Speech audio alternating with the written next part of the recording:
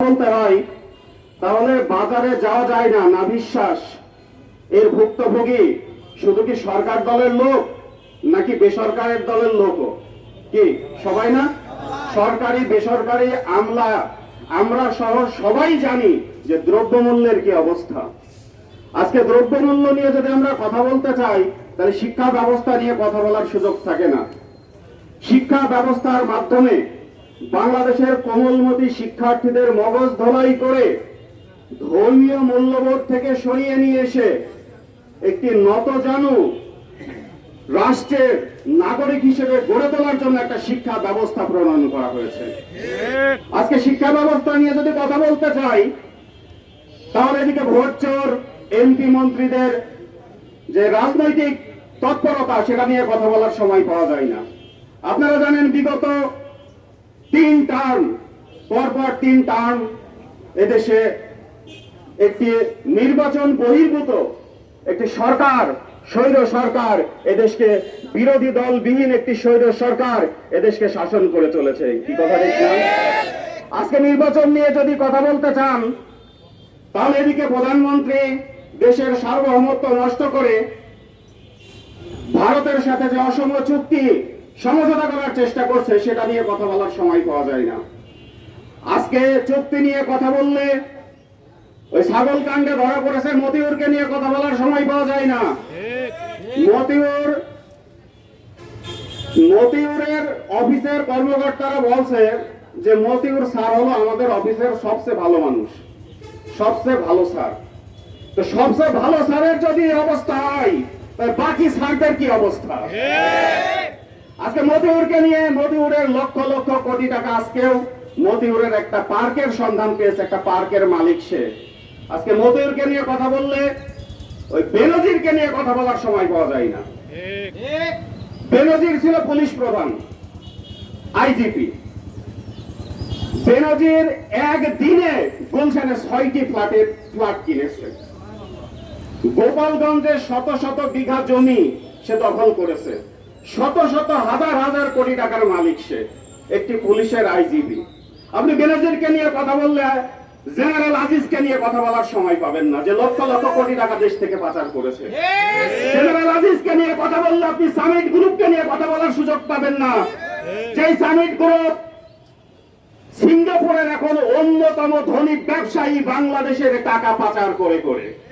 আপনি সামিট গ্রুপকে নিয়ে কথা বললে এস আলম গ্রুপকে নিয়ে কথা বলার সময় পাবেন না, যে এস আলম গ্রুপ বাংলাদেশের ব্যাংক ব্যবস্থাকে ধ্বংস করে দিয়ে শত হাজার হাজার কোটি টাকা ব্যাংক থেকে উত্তোলন করেছে। একটা বাজারে দোকান দিলেও এস আলম গ্রুপ 900 কোটি টাকা লোন তোলে।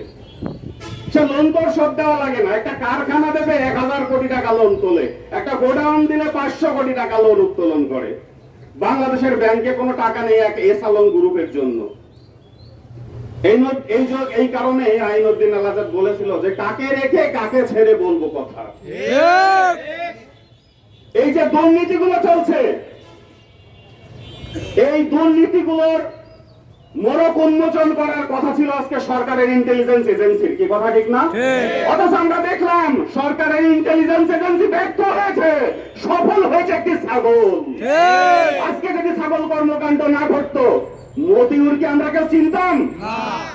আজকে ছাগল কানে ধরে আমাদেরকে মতিউরকে চিনিয়ে দিয়েছে। ছাগল প্রমাণ করে দিয়েছে দেশের সরকার একটি ছাগলের থেকেও নিম্নমানের সরকার। আজকে প্রধানমন্ত্রী যদি এই সমস্ত দুর্নীতিগুলোর কথা অস্বীকার করে, যেটা কিনা গ্লোবাল ফাইন্যান্স ইন্টিগ্রেট একটা রিপোর্ট দিয়েছে যে 2015 সাল থেকে এই সরকারের অধীনে 2000 এর আগে তো সেই আইএফআই একটা রিপোর্ট দিয়েছিল আপনারা জানেন। 2015 সাল থেকে 2021 সাল পর্যন্ত ফাইন্যান্সিয়াল ইন্টিগ্রেটেড রিপোর্ট হলো প্রতি বছরে $800 বিলিয়ন বাংলাদেশ থেকে পাচার হয়। বাংলাদেশের রিজার্ভ এখন 100 বিলিয়নের নিচে। তার মানে একটা রিজার্ভ পরিমাণ অর্থ প্রতি বছরে বাংলাদেশ থেকে পাচার হয়। এখন মাননীয় প্রধানমন্ত্রী যদি বলে যে এসব যে হয় আমি কিছু জানি না, তাইলে আমরা বলবো পৃথিবীর ইতিহাসের সবচেয়ে ব্যর্থ প্রধানমন্ত্রী আপনি। আর যদি প্রধানমন্ত্রী বলে না আমি সব জানি, তাহলে আমরা বলবো যে আপনি ব্যবস্থা নিচ্ছেন না কেন? তাদেরকে কি মজুরি দিচ্ছেন? তারা যে কর্মযজ্ঞ সম্পাদন করে টানা 3 সেশন আপনাকে অবৈধভাবে ক্ষমতায় টিকিয়ে রেখেছে, এই দুর্নীতি করার সুযোগ দেওয়া কি তাদের মজুরি? প্রিয় উপস্থিতি, আজকে দুবাইতে পত্রিকায় রিপোর্ট বের হয়েছে, বাংলাদেশের মানুষ শত শত বিঘা প্রপার্টি ক্রয় করছে দুবাইতে। কারা ক্রয় করছে? আপনারা, আমরা, ওই সমস্ত দুর্নীতিবাজরা। আজকে রিপোর্ট বের হয়েছে পত্রিকাতে, ওইটা কি ব্যাংক? Swiss bank. সুইস ব্যাংকে বাংলাদেশের নাম বলেনি তারা, কিন্তু সুইস ব্যাংকে তারা বলেছে বাংলাদেশের মানুষের 6,000 অ্যাকাউন্ট আছে। সুইস ব্যাংকে কয়েক হাজার কোটি টাকা নিজের না থাকলে অ্যাকাউন্ট চালানো যায় না।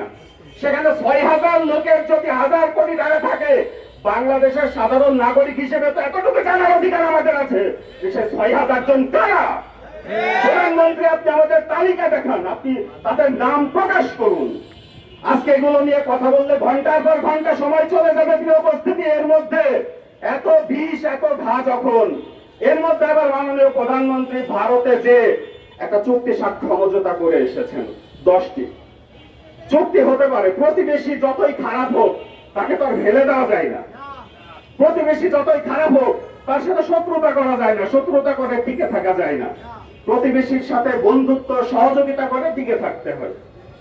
ঠিক আছে, ভারত আমাদের সাথে সহযোগিতা, বন্ধুত্বের মাধ্যমে টিকে থাকুক। তারা বাংলাদেশের আকাশ সীমা ব্যবহার করে, তারা বাংলাদেশের জলসীমা, সমুদ্র সীমা ব্যবহার করে, তারা মংলা পোর্ট ব্যবহার করে, তারা চিটাগাং পোর্ট ব্যবহার করে। তারা ভারতের মধ্যে 2010 সালে ট্রানজিশন লাইন হয়েছিল, ভারতের গাড়ি চলাচল করে বাংলাদেশের মধ্য দিয়ে। সমস্যা নেই, পৃথিবীর অনেক দেশে এটা আছে, পারস্পরিক সহযোগিতার মাধ্যমে এরকম দেশ চলে, টিকে থাকে, উন্নয়নের একটা ধারা। কিন্তু একটা দুঃখ এবং আফসোসের বিষয়, মাননীয় প্রধানমন্ত্রী, তারা আমাদের জল, স্থল, বন্দর সব ব্যবহার করে, কিন্তু আমরা আপনার কাছে জানতে চাই আপনি তাদের কি ব্যবহার করেন? আপনি আপনার ক্ষমতা আছে তাদের ভেতর দিয়ে আপনি নেপালে যাবেন, তাদের ভেতর দিয়ে আপনি ভুটানে যাবেন, এখান থেকে তাদের ভেতর দিয়ে নেপাল এবং ভুটানে গেলে অনেক সহজ, কিন্তু এই যাওয়ার ক্ষমতা কি আপনার আছে? আপনি ভারতের সাথে চুক্তি করে বাংলাদেশে আসলেন। সাংবাদিক এক ভদ্র মহিলা তাকে প্রশ্ন করলো যে মাননীয় প্রধানমন্ত্রী, এই যে ট্রানজিট চুক্তির মাধ্যমে আপনি যে দিলেন, এর বিনিময়ে আপনি কি পেলেন? প্রশ্ন করেছে, বিনিময়ে আপনি কি পেলেন? মাননীয় প্রধানমন্ত্রী উত্তর দিতে পারলো না বিনিময়ে কি পেল। তিনি বললো, মুক্তিযুদ্ধের সময় ভারত আমাদের সহযোগিতা করেছে, আমরা তাদের প্রতি যথেষ্ট আন্তরিক। হ্যাঁ, তারা আমাদের সহযোগিতা করেছে, তাদেরকে আমরা শ্রদ্ধা করি, রেসপেক্ট করি, তাদেরকে মূল্যায়ন করি, এটা আমরা স্বীকার করি। কিন্তু বিনিময়ে আমরা কি পেলাম এই চুক্তির, এটা জানার অধিকার কি আমাদের নেই? মাননীয় প্রধানমন্ত্রী বলছেন যে আমরা তাদের প্রতি যথেষ্ট আন্তরিক। এই আন্তরিকতার সুবাদে মাননীয় প্রধানমন্ত্রী প্রতি বছরে কমকে কম তাজা তাজা বড় বড় ইলিশ মাছ ভারতে পাঠায়।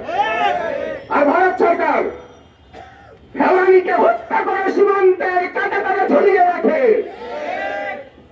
এমন কোন দিন নেই ভারতের কোন না কোন বর্ডারে কোন না কোন বাংলাদেশের সাধারণ মানুষ আহত অথবা নিহত হয় না।